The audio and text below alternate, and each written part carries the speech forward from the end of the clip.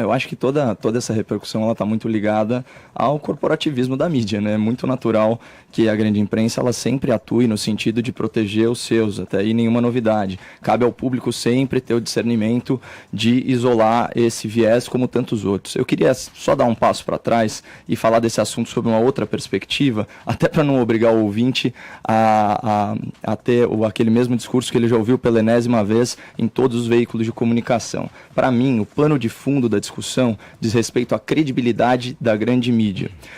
O ouvinte talvez ele se lembre daquela pesquisa que a gente trouxe aqui do MDA-CNT, que mediu a aprovação do presidente Bolsonaro em janeiro, que à época estava em 57%, só 28% de desaprovação.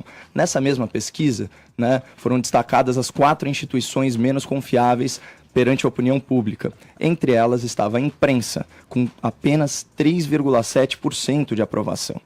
Recentemente, eu fui entrevistado pelo novo canal no YouTube do Spotnix, talvez seja o melhor site de mídia independente com viés liberal aqui no Brasil. E eles me fizeram a seguinte pergunta: quais os perigos que ameaçam um país que confia mais no que anônimos espalham pelas redes sociais do que numa capa de um jornal tradicional? Então esse descrédito da mídia, que muita gente acha que é um fenômeno de agora, ligado às redes sociais, na verdade isso daí é mais antigo do que andar para trás. Você lembra daquela letra clássica do Raul Seixas no Cowboy Fora da Lei? Ele diz o seguinte: eu não preciso ler jornais, mentir sozinho, eu sou capaz. Eu li todas as transcrições e todas as notas de fact-checking do Estadão, da agência Lupa, para chegar na conclusão de que a principal crítica se deu em relação ao título da matéria. E aqui não cabe discussão, é um fato. Realmente a frase não consta objetivamente dos áudios. Ponto final. Né? Portanto, ela deriva de uma interpretação subjetiva de quem escreveu a matéria. Talvez até o caso que o Zé Maria trouxe aí à baila, que é o jornalista que se apaixona pela própria notícia. Tem também o comentarista que se apaixona pela própria narrativa. Né? Isso pode acontecer. E então, apoiada nesse fato, né, a grande imprensa carimbou a matéria, o tweet do presidente como fake news, como falso. Agora, vamos voltar para o começo do meu comentário, né? Como a imprensa, que se diz imparcial, vai esperar credibilidade se ela tem operado recentemente na lógica de 2 pesos e 2 medidas? Eu faço aqui uma autocrítica, já que, de certa forma, faço parte da imprensa também. Vamos lá. Folha de São Paulo, 18 de outubro de 2018. Empresários bancam campanha contra o PT pelo WhatsApp. Com contratos de 12 milhões, prática viola a lei por ser doação não declarada, inclusive citando o nome de empresários como Luciano Hang.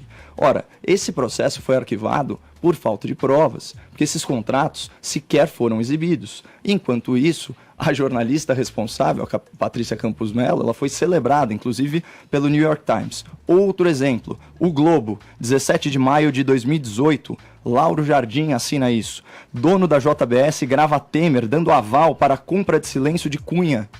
Olha isso, é aquela frase tem que manter isso, né? Que claramente não condiz com a realidade dos fatos, mas sim com uma interpretação bem criativa deles. O Globo, mesmo jornal, 18 de maio, dia seguinte, Ricardo Noblat, Temer decidiu renunciar.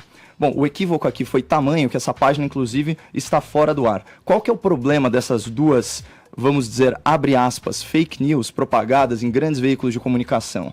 Bilhões de prejuízo para o Brasil no mercado financeiro, sem contar o atraso... Peraí, você falou fake news entre aspas? Sim. Como pode ser uma fake news entre aspas? Porque você... Explica para mim, porque fake news estou dando benefício da dúvida aos meus então colegas jornalistas. Então você está analisando em cima de uma dúvida? Sim.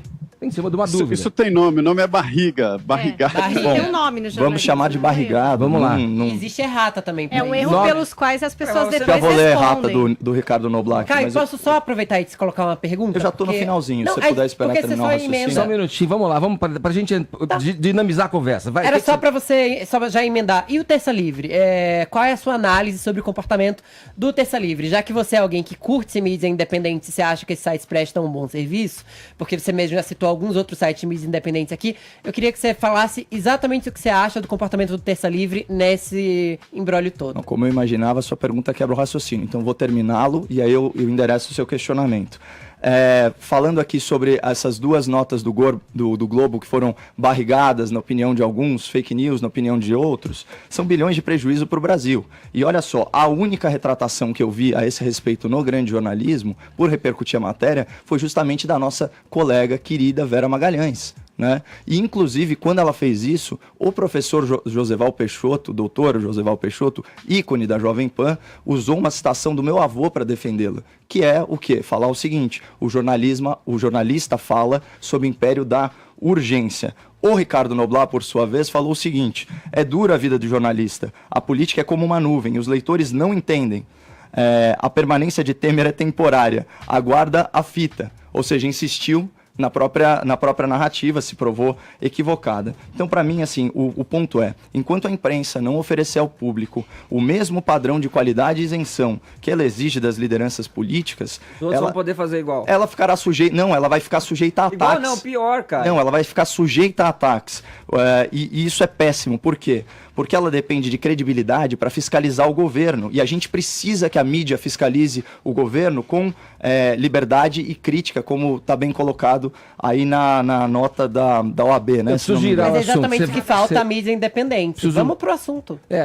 E você vai responder ao Fefito ou não? Pô, sem problema nenhum. O que você acha do Terça Livre? Eu falei aqui, inclusive eu já dei entrevista ao Terça Livre. É fundamental quebrar a hegemonia narrativa dos oligopólios e dos grandes grupos no Brasil. Isso vale desde mídia, isso vale para banco, isso vale para qualquer coisa. É uma noção liberal. Eu sou daqueles que acham que os vícios da liberdade, eles são superados com mais liberdade. E se a gente não ouvir vozes dissonantes, então, vozes diferentes, pró-governo, contra-governo, agora, sobre o fato em si... Como que ele responde? Não. Porque todos esses jornalistas que você falou, eles respondem a uma empresa, eles podem cometer uma barriga, um erro, podem ter erro de fonte, só que depois eles têm que justificar isso. Eles não passam, tipo, tudo bem. Vai da índole do jornalista. Vai da índole do jornalista. É uma responsabilidade que ele tem com a empresa onde ele trabalha. Ele pode, inclusive, ser demitido.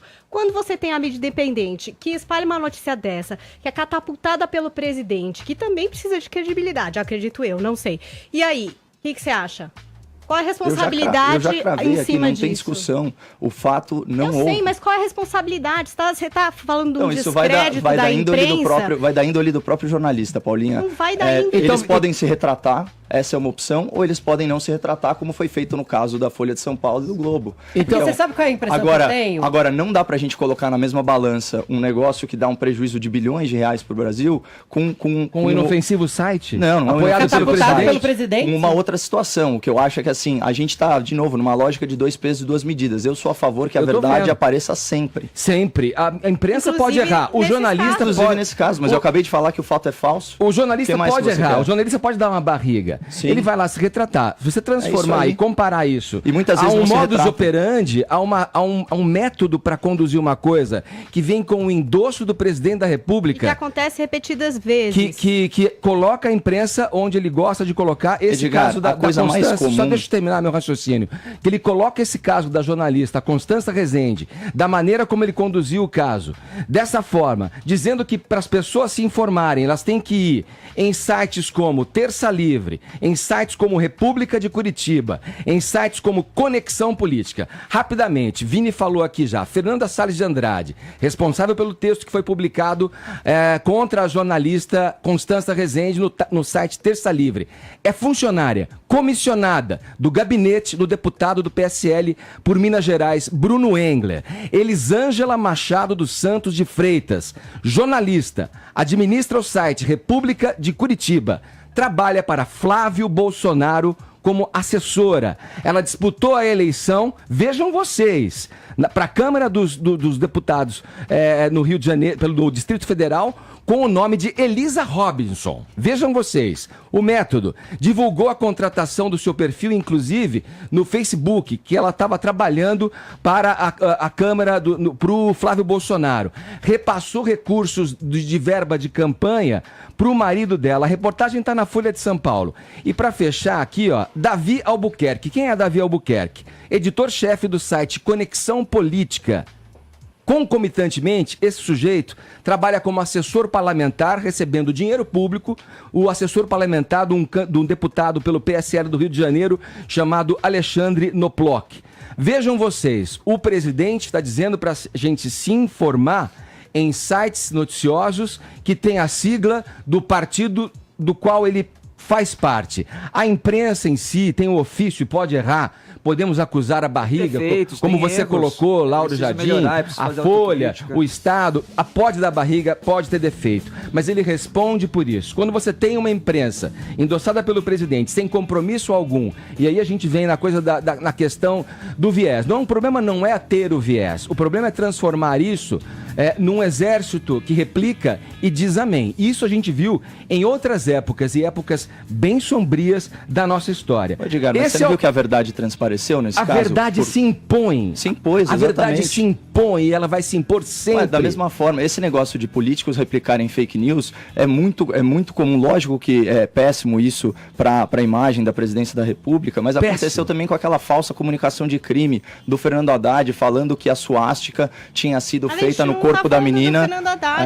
Mas é só para traçar o paralelo. Jair Bolsonaro, tô falando de figuras políticas do Brasil, acabou a eleição, Caio. Acabou. Esse cara tem que tomar a responsabilidade do cargo que ele ocupa. Ele tem que parar de replicar fake news de site associado ao partido dele. É isso, ótimo. Então que ele pare e temos um consenso. Você sabe que eu tô mostrando o outro lado, que outras figuras políticas fazem isso. Que não foram eleitas, que estão fora da política, não ocupam nenhum cargo político hoje. O Haddad que seja enterrado no lixo que ele fez na vida dele. Eu não tô nem aí pro Haddad. Quero que ele fique no anonimato. Quero que ele nunca mais tenha um cargo público. Agora a gente não tá falando dele. A gente tá falando de uma pessoa que se chama o presidente do Brasil, Jair Bolsonaro. O Lula está preso. Vamos lembrar tudo aquilo. A Dilma não é mais presidente. O PT é uma droga. Mas a gente tá falando de outra coisa. Deixa eu só passar a palavra pro Zé Maria Trindade. Você tá aí ainda, Zé Maria Trindade? Eu vi muita coisa aí. Olha, Edgar. Já sabemos de tudo isso, né? Ô Zé, deu pra tomar quantos uísque? É importante dizer, olha, Caio, talvez você estivesse ainda na escola, lá no Fundamental, e já se discutia a credibilidade da imprensa. Você tem toda a razão, a imprensa está com a credibilidade caindo.